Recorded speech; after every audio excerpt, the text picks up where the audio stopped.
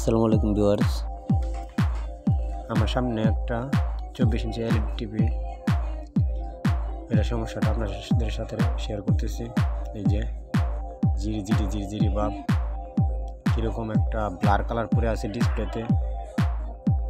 এটা যদি আপনাদেরকে একটু ভালো করে দেখায়, একটু ওয়েট করেন, আমি টিভিটা সম্পূর্ণরূপে দেখাচ্ছি।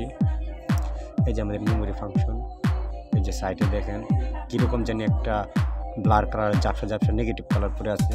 তো ওইটার সমাধান নিয়ে আপনাদের সাথে আজকে কিছু কথা বলবো। তো আমার ভিডিওটা ধৈর্য সহকারে দেখুন। মেনু বাটন 1147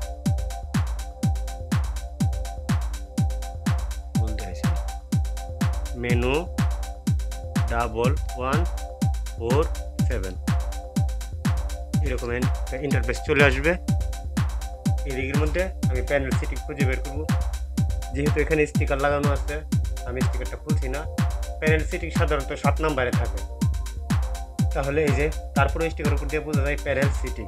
আমরা এই লোগোটাতে আসবো প্যানেল সেটিংয়ে।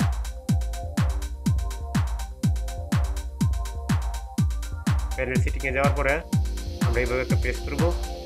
প্রথম অবস্থা প্রেস প্যানেল আইডি, এখানে 9 নম্বরে দেওয়া আছে। এক একটা টিভি এক এক রকম জায়গায় থাকে।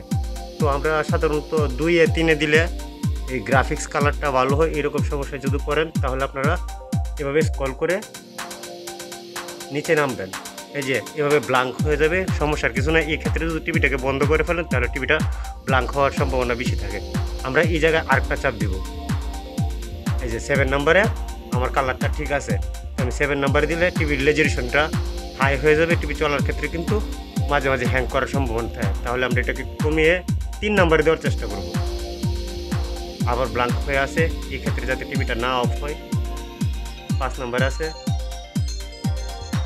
এই যে 3 নম্বরে। এখন কিন্তু আমার টিভিটা সম্পূর্ণরূপে আছে, ওকে আছে। এখন যদি আমি টিভিটাকে অফ করি, আবার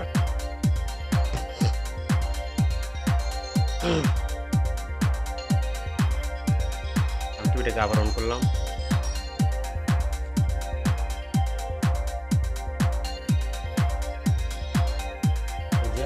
আমার ওই সময় জিরি বাদ ছিল, এরকম সমস্যা যদি পড়ে তাহলে আপনারা নিজেরাই ঘরে বসে এই কাজটা করে নিতে পারেন।